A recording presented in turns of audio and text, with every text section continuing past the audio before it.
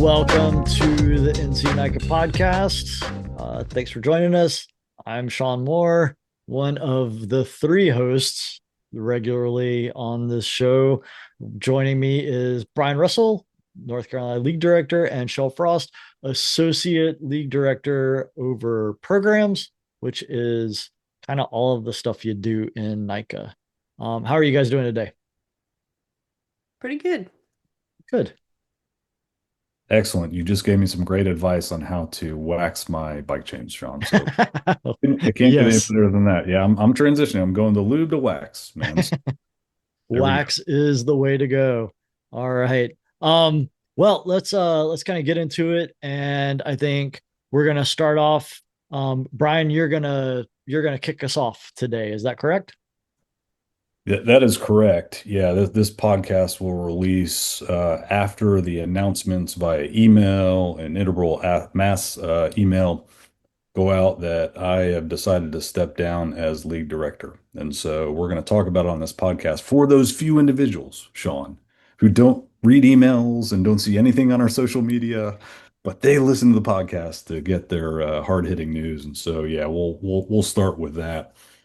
Something I've been wrestling with for the past few months, and I think the bottom line for me is while I have been honored to lead this organization for 3 years, I believe we have done a ton of good as a league because I hear all the stories from parents about their kids just improving in all different types of ways, families coming together over weekends and having a great time, working with great head coaches and team directors and the league staff that pulls off world class events. And that is true. That's what I hear all the time. Well organized, well run. And you two know this. Nike has been pinging us for about the past year or so to host a regional event. They know this team does some good, and working with both of you for 3 years has been phenomenal. No one I'd rather do it with, to be quite honest with you. But it takes a lot to do it. It took a lot for me to, give my heart and soul for 3 years. And so I just came to kind of a personal recognition. It was time to step back from all the stoke. It's great, but man, it takes a lot out of you.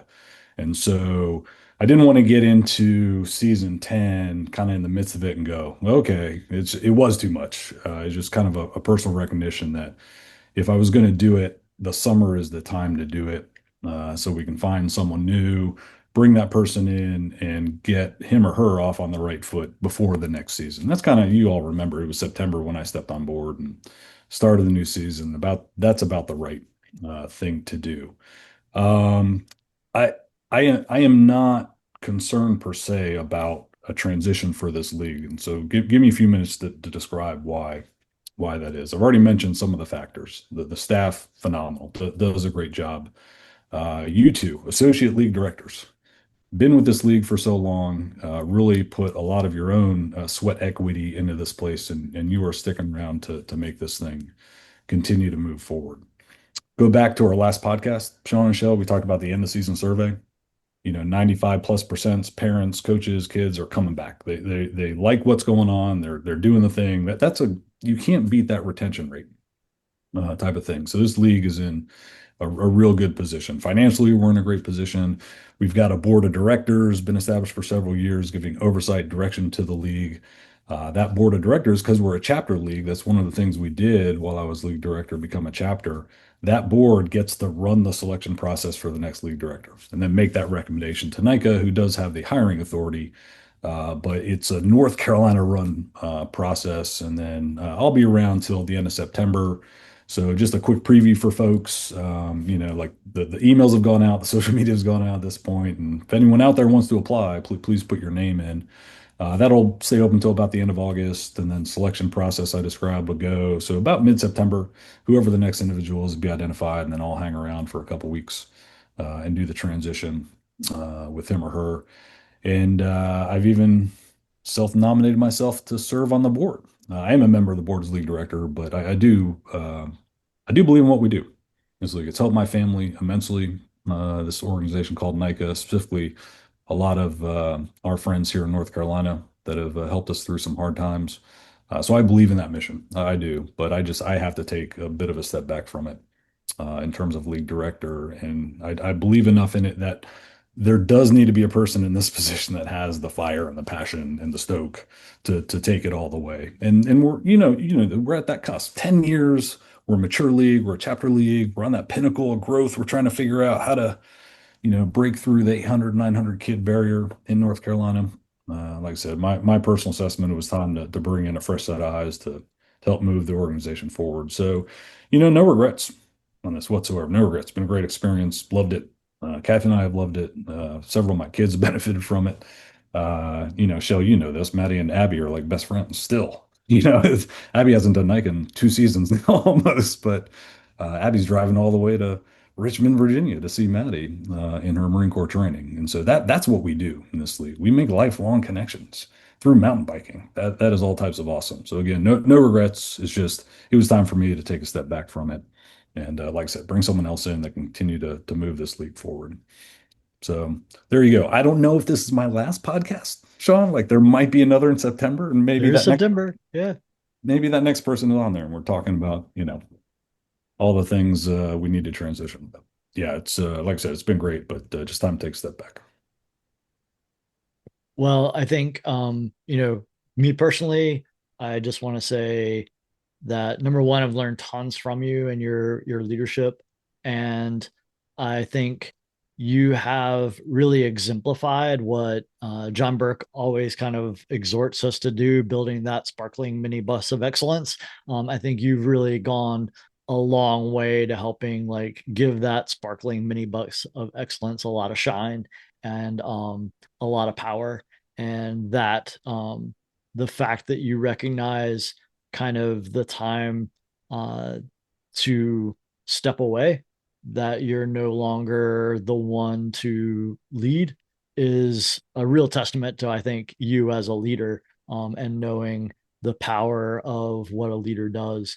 And so thanks for the 3 years of really hard work and excellence. Well, I appreciate you just saying so. I was, bit of an unknown quantity coming in. You know that, and my.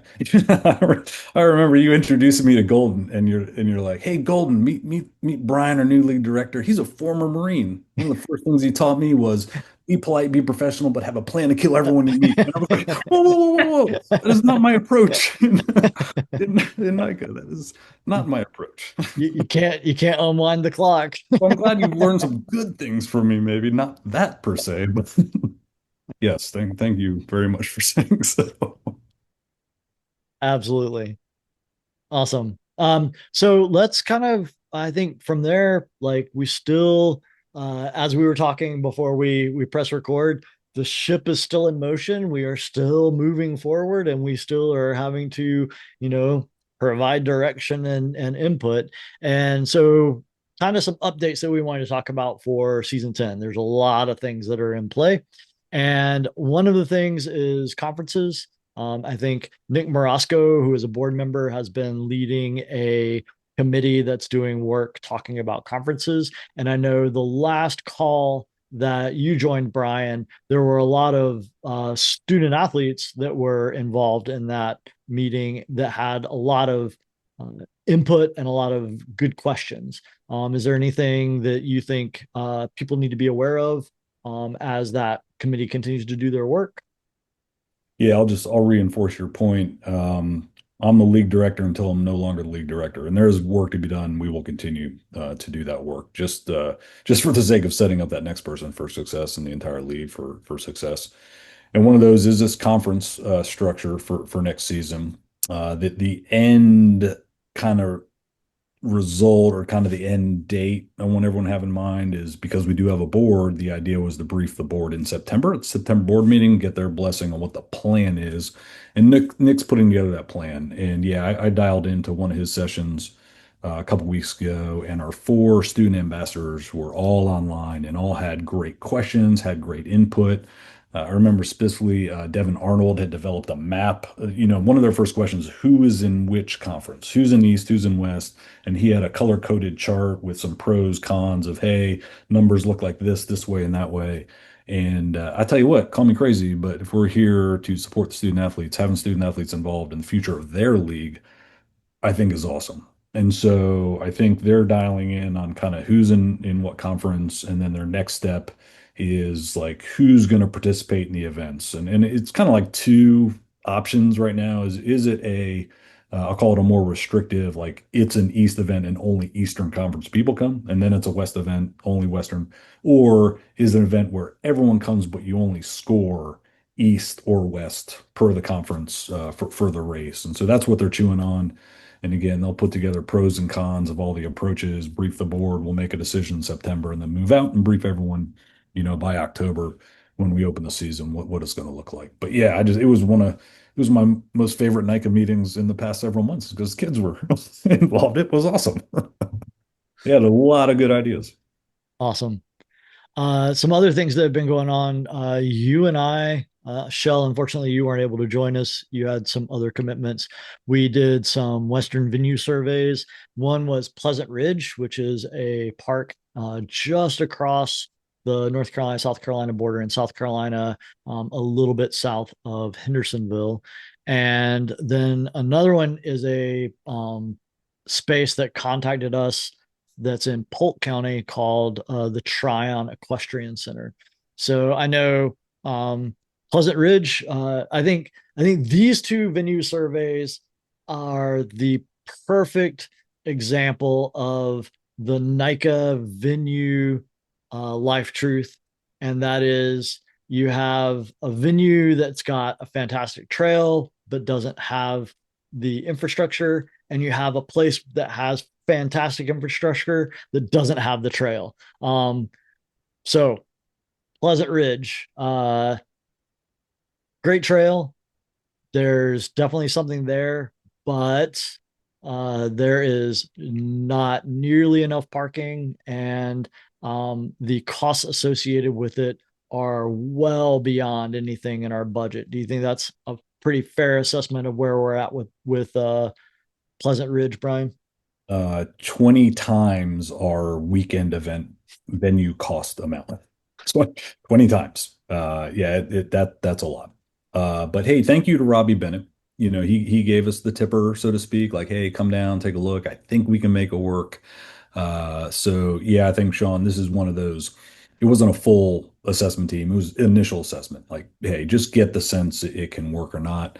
Nate Elliott, one of our new course setters, showed up. He joined us. So thanks, Nate. It was great seeing a Western area coach join the team there. And just like you said, trail, we had the, IMBA trail assessment in our mind as we're riding around. And, we found a 3.5 or so ish loop that we think we could work. The challenge was going to be getting in and out of the woods a little bit, probably workable, but we needed space. And in order to rent that space there at Pleasant Ridge, including the camp, which looks gorgeous, buildings were phenomenal and there was a lot of open space, just costs a ton. And the park does not want to let us camp on site. And campers are parkers. So that would have helped greatly. But even if we did that, we'd still be parking probably, I'd guess, about half of the league off site. And it's doable, but like we talked that weekend, Sean, if you have a storm event, you need to evacuate. There is no way you have enough time, or I can buy enough shuttles to get everyone back to their cars if that is in fact the shelter plan. And people know that's typically the shelter plan. Get back to your cars. Remember Mayhem from last season? Get to your cars. Yeah, and we needed to do that pretty quick because storms they just pop up. So yeah, it had limitations, risks, but we thought we could make it happen if we could afford it, and they let us camp on the venue. And just it doesn't look like the park wants to go that way with us right now. But again, thanks to Robbie, thanks for Nate showing up and giving a look and just confirming that yeah, okay, doesn't meet our NICO requirements. And then on the opposite end of the spectrum was Tryon Equestrian Center. So just a brief overview, there's space to park 1,500 cars. There's 6 restaurants on site. There are established RV pads. There are tent camping areas. There's like a lodge hotel. I mean, like amenities to die for. The thing that blew me away was when they had the World Equestrian Championships. The Prince of Dubai was coming, and he paid to have a building built for him to stay in for 1 week. And that building is just there, and they're now going to be turning that into like their golf club because they're building a golf course. But they don't have trails per se. However, they are actually really interested in building out more sports, and they're doing things to add golf and track and field and all kinds of stuff, and mountain biking is on their radar. So this is one of those, I feel, is like a big fingers crossed hope this works out, because if it does work out, it's going to be phenomenal. Anything else you want to share on that one, Brian? You nailed it. It's helped. I think our host was a mountain biker himself, and that really helped. But yeah, there's no trail there quite yet. They were looking to build trail. And so this was a shaping visit. Hey, in order to have us come there, that trail needs to be close to this big area we call pizza and our start and finish. And here's the requirements for that. And so there are areas there they can do that. Now it's a kind of a wait and see. Like, we've given them the requirements. Will they build to our specs, so to speak? But you're exactly right. I mean, state championship. Oh man. Uh, regionals. Like, oh, it's got space. And yeah, there's just tons to do while you're there for the weekend. So yeah, we'll keep our eye on it and see how that shapes out. I would Definitely. say just in the Western venues, because we're conferences and man, there's one thing I wish maybe I can still pull it off. I don't have much time left, but I think the best bets for a Western venue for this league in the near term is Polk County. Little White Oak Mountain Trail is down there, and we're pending a venue assessment. We're waiting for their EMS guy to be available, but the county itself has said you can use the park facilities. There's a school next door. We can use that for parking, and there's a business across the street that Greg Young, he's our, head coach of the Polk County team, friends with, says we can use for park and camping. It seems like great, good logistics. We need to bring the full team out there to make sure that trail is certifiable. We have EMS access. That seems like a fairly viable venue if we can pull that off. And then Catawba Meadows, I've mentioned several times. I'm actually emailing the Parks and Rec director this week. He wanted to talk to me again in August. He's afraid they'll have so much reconstruction going on in the spring, there won't be space for us to do an event, but we've already surveyed it and logistically looks great. The trail we believe is fits. So if they say we can come take a look for a 2026 event, that's another viable Western venue. So those are our two best bets for 2026, and hopefully we can get some good news on that here in the next month or two. Definitely. All right. Elementary pilot program. So we got an email from a coach that was kind of putting their hand up in the air, like about elementary grades being added. And we had talked about this at the last podcast, and we've gotten some more information on that since then. And one of the things is that NICA is going to be moving a little bit slower than we originally anticipated. And so this year, there is one team that is putting in an application to become a pilot program in North Carolina, and that application is in, and if approved, they will be the team that is kind of a, doing a test run of elementary participation in North Carolina NICA, with the idea being that we can sort of work through, develop a program, and have that something that we can implement in season 11. Is that your sense of where we're at with that right now, Brian? Yeah, Nike is being very deliberate, and for all the right reasons. Part of the background context there is you are familiar with Nike launching some programs, perhaps before they were ready to be launched, without true like curriculum and basis and all that. So they're like, whoa, let's do this right. So they're going very, very slow. So we'll have one team test out what is essentially there's a three-phased elementary age program curriculum. This team is just going to test out the very beginner phase of that. It's like getting on a bike. It's all field-based games, minor skills, no trail riding. So they'll test that out in the fall. Then in the spring, they'll run the next phase of that. And teams that do the fall will be invited back to the phase two in the spring to test the next phase of curriculum, but they will open up to other teams as well. And that might be our opportunity to get a couple more teams in the league involved in that. And so then after that, NICA will consider what they call the operating model. We are proponents of state league involvement in the elementary program. And so we might even be a pilot going into season 11, Sean, of how a state league helps manage an elementary level program across North Carolina. So you're right. I think it's that next season where maybe more, more participation from across the league. And again, just remember, everyone take everything I say at this point with a grain of salt, because there will be another league director in place in a couple months, and like, no, they'll be, but I just don't know. But that's my view right now. So this is the asterisk episode. Yeah, no, like I think we were talking before we got on the podcast. Like I spent 27 years in the military, and you go through transitions all the time. The old guy's in charge, and then the new guy comes in, and like as soon as they know the new guy's coming in, no one listens to the old guy. They're like, nope, like he no influence whatsoever. Or people are like, yeah, let's wait for Brian to get out of here, then we'll propose all of the ideas that we knew Brian would agree to. So anyway, prepare yourself, Sean Michelle, because those will all come. I think some positive folks can look forward to for the elementary age kids is that in all of our conversations about league events in season 10 that I've been having with each of our program coordinators have involved conversations about how can we engage those younger kids, younger siblings who are already at events a little bit more and intentionally help keep them engaged. That not going to look like go out and ride on the trail, but it is going to look like building community, getting familiar with different aspects of our events in our league, and really being intentional and engaging them where we're able to, and maybe recruiting some parents that are really interested in getting their kids involved in helping us think through how we can do that better. So, And I think that kind of leads us right into our, for lack of a better term at this point, core competencies. And I think, Shell, you floated an idea that I liked better than core competencies. What did you come up with?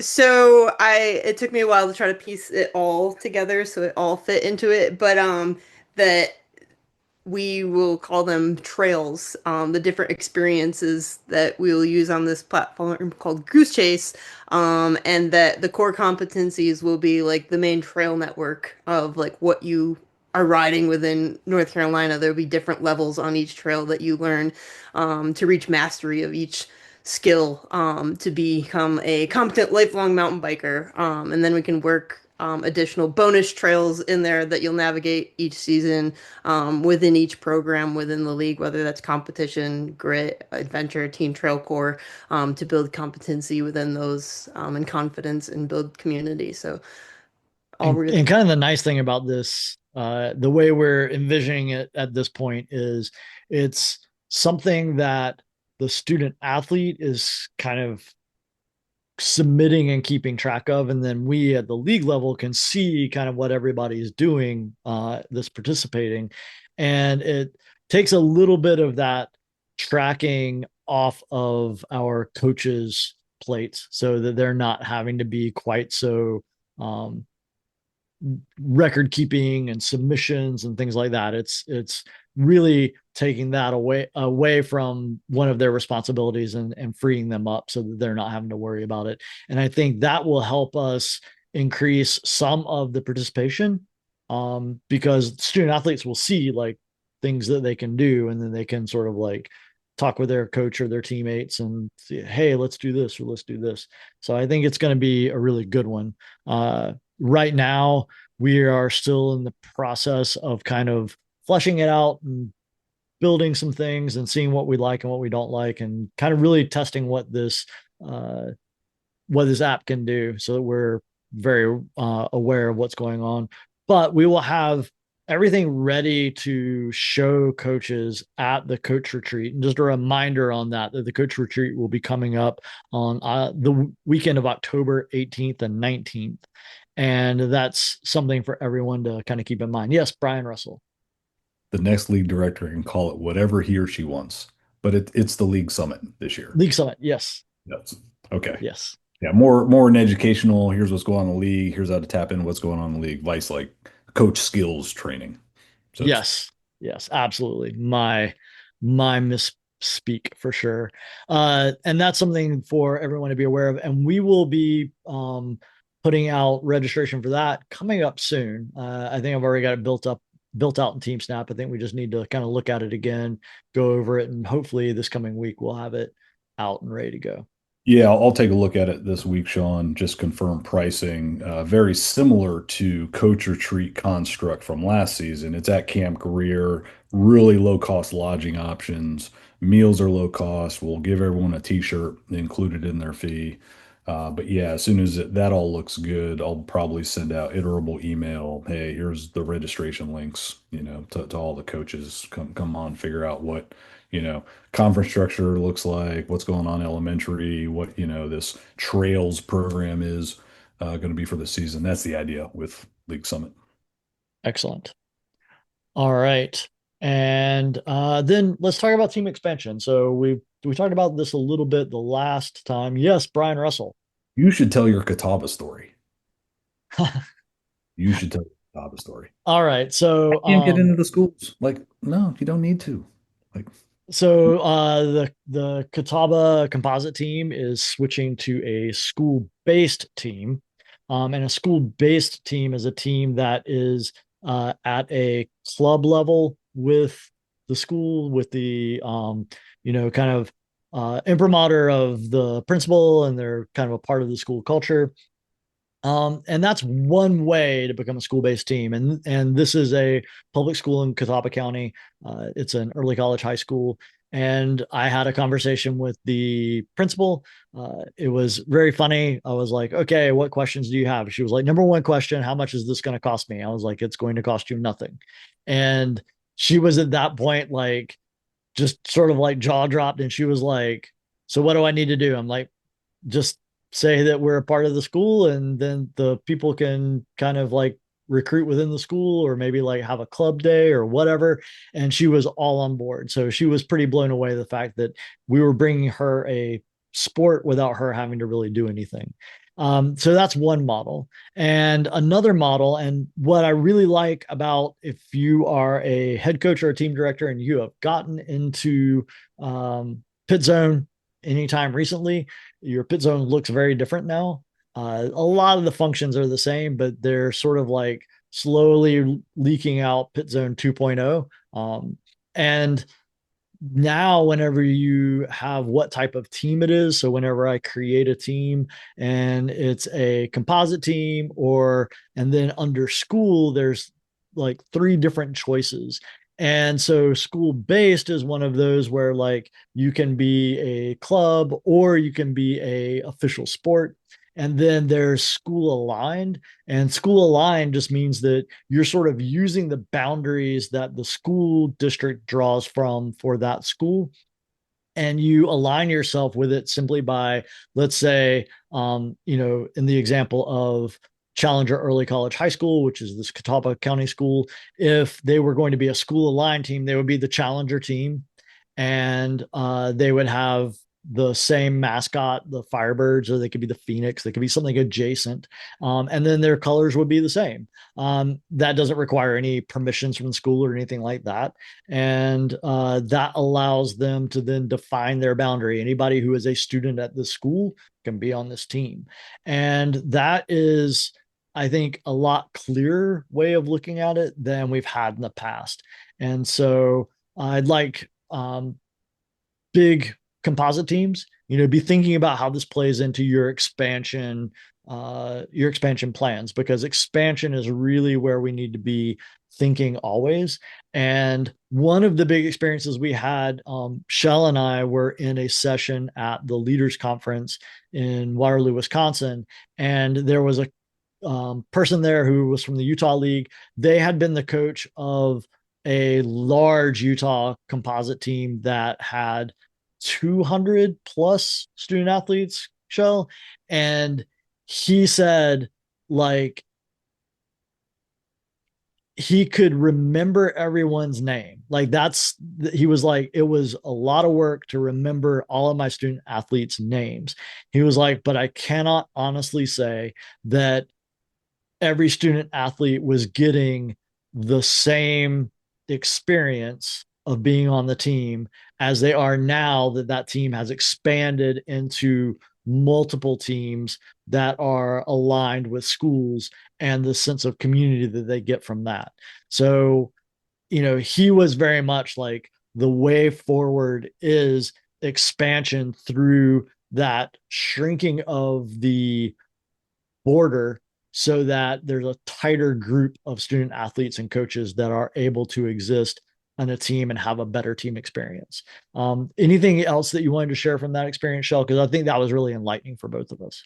I think I don't remember exactly how he had worded it, but something he mentioned really struck me in the thinking about it from the student athlete's perspective, where if a student athlete doesn't feel like their coach really knows them as an individual, if we kind of stop, put ourselves in their shoes and think about what that feels like as maybe a new mountain biker, if you don't feel like your coach really knows you, you don't tend to build nearly as much confidence, I think, or build that community you might need to bring you back or keep you moving forward.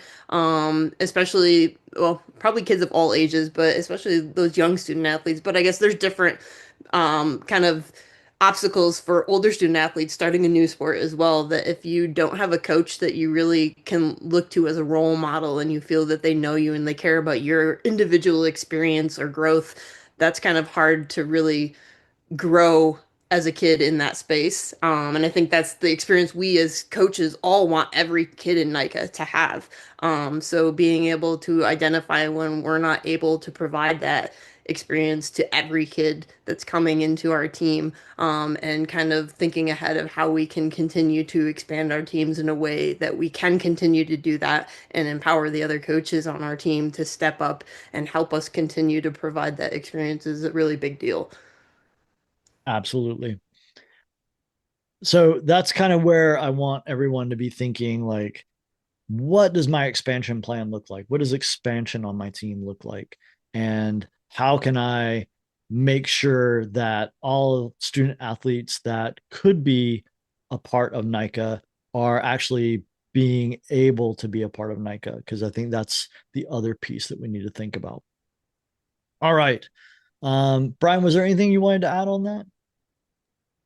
I think we brought up in the last podcast, but if you could encapsulate what the league growth strategy is, something I've talked to the board about. It's not formal, it's not official, it's not published, but it's not difficult to grasp. It's demographic and geographic expansion.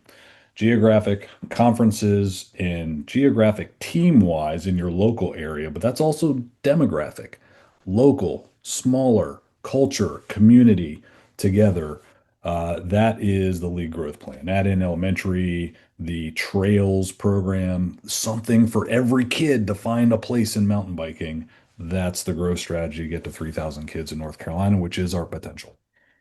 And I think it's very important for people to understand that these ideas are not they're not necessarily generated at our level as a league. These are like NICA National really thinking about, like, how do we expand, how do we get bigger, how do we get more kids to be involved. And so, and NICA itself is doing things like NICA Australia is kicking off this season. NICA Canada is in a test phase. So there's like you know, Pinky in the Brain, what are we doing tonight? What we do every night, global domination.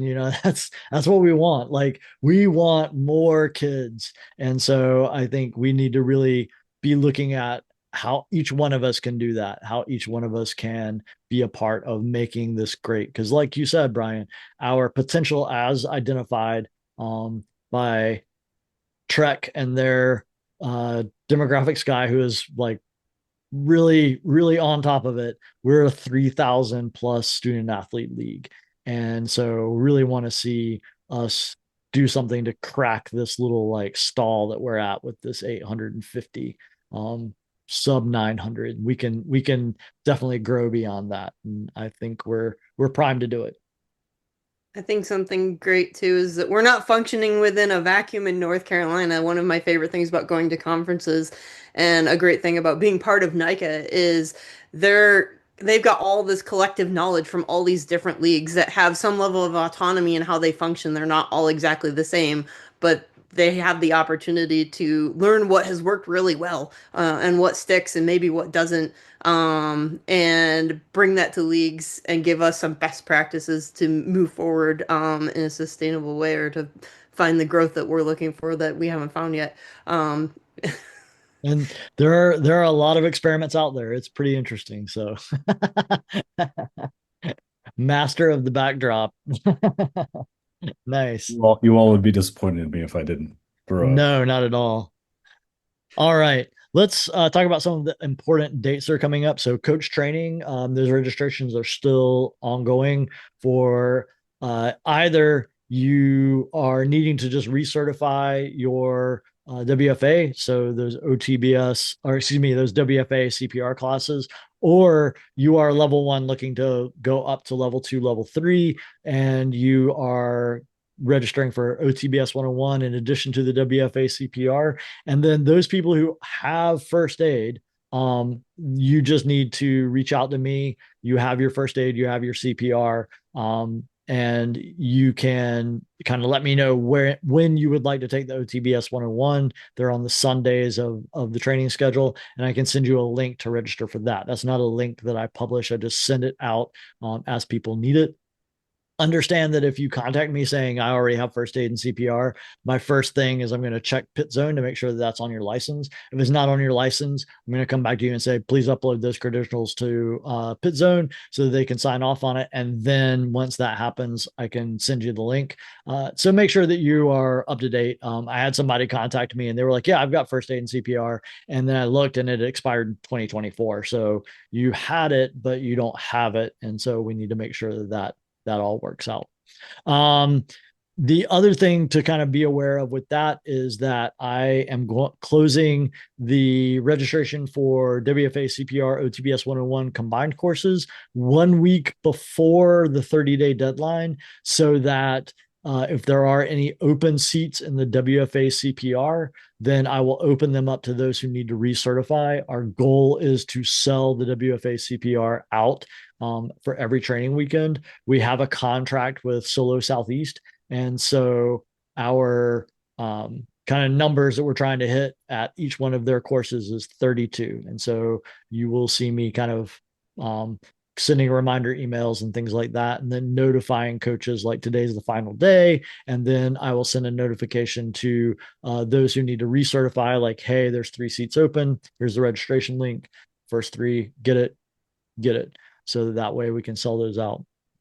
If you have any questions about that or concerns, reach out to me and let me know. I have fielded a couple of questions like, can we do another one at another date? And the answer is no. Like, we started planning these in January of this year. And so we have to plan out like well in advance and get on the Solo Southeast schedule so that we can get those scheduled for the time in fall that we've got them.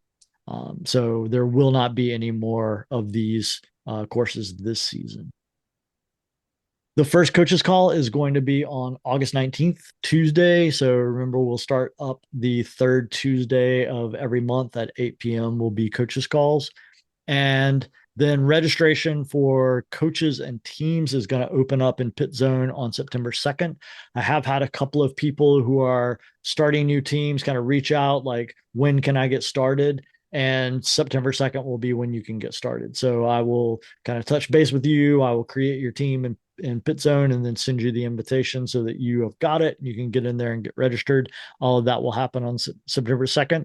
Existing coaches and teams, you'll be able to do that as well. Existing teams, we will be asking you to submit the team application form that just kind of gives us information about your team, and we won't certify your team until we have that in and we take a look at it and kind of have a conversation with you.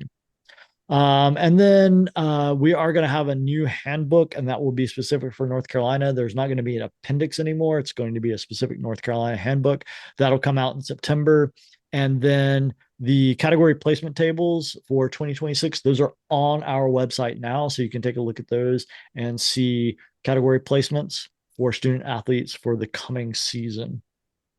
And then there's some preseason events that are coming up. So Pit Zone will open up for student athletes to begin registering on October 1st. And then the official preseason, whenever you can have your 6 team level events, that will start on October 15th and run through November 30th. And interspersed in there, remember the league summit is on October 18th and 19th. Grit will be October 25th. There will be a Grit event. Shell, do you have a location for that one yet?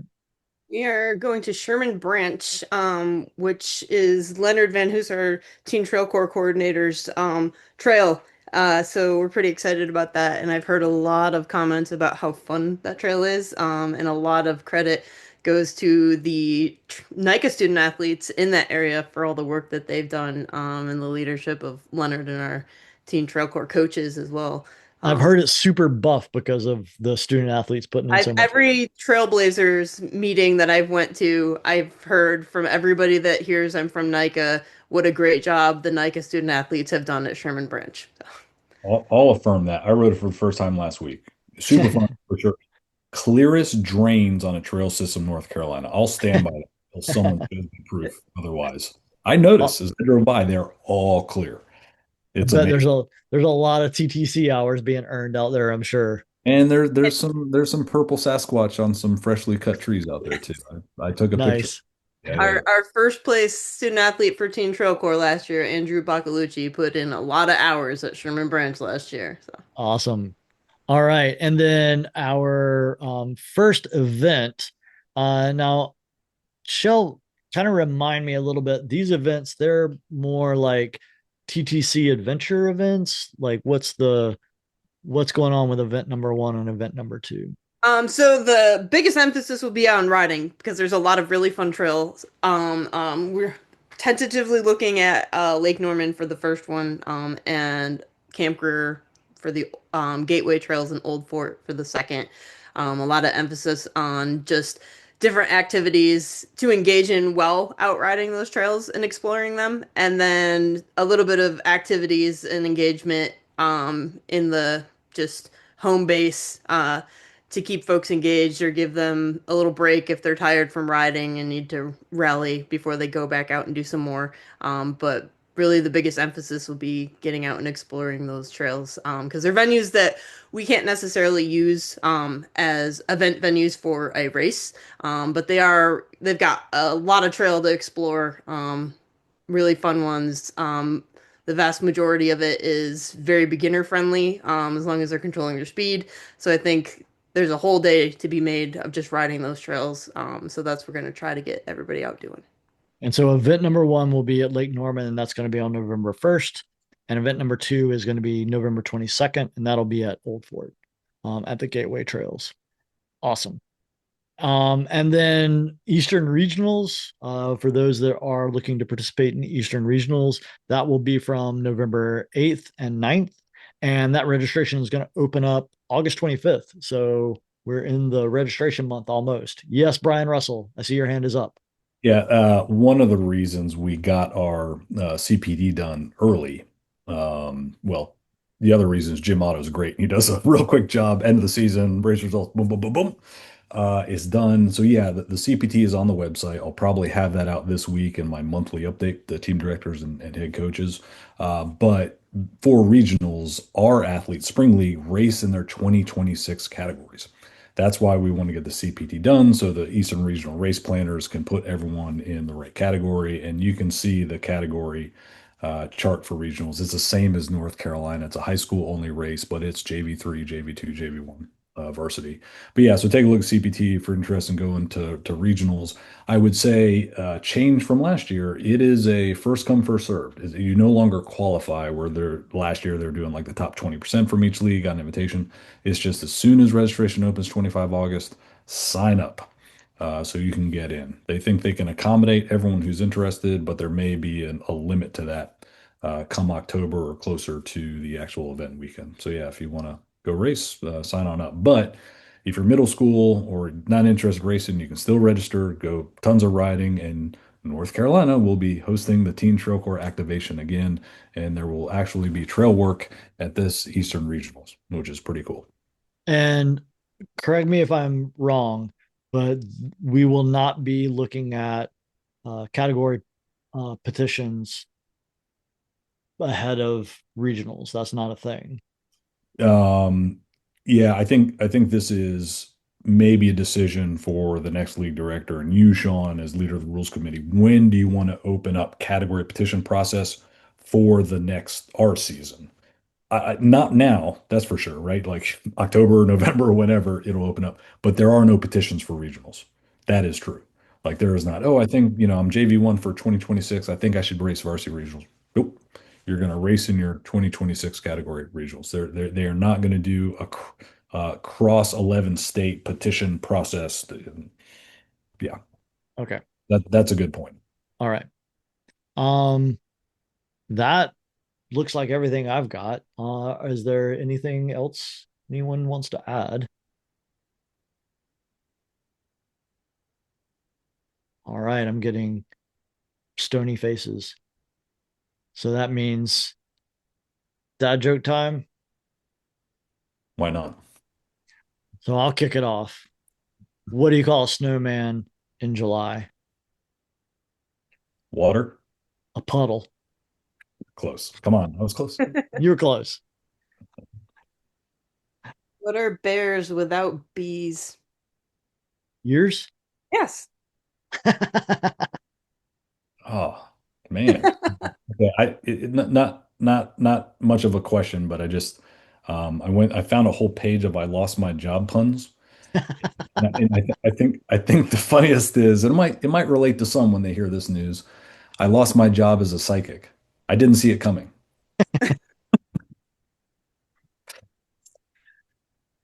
Oh, Tried to my tell me a dad joke about losing his job once or quitting his job, except it didn't work because I believed him the whole time he was telling it. I was like, oh no. my favorite was Bobcat Goldthwait used to say, I lost my job. And he was like, no, I didn't lose my job. I know where it's at. There's just a new guy doing it when I go there. All right. Well, to Bill and the other person that has stuck with us to the end of this, thank you so much.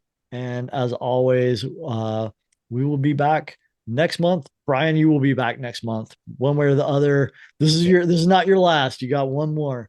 We're Okay. gonna we're Oh, gonna I draw you I back in. need to find another dad joke. Great. One more dad joke. All right. Goodbye, everybody.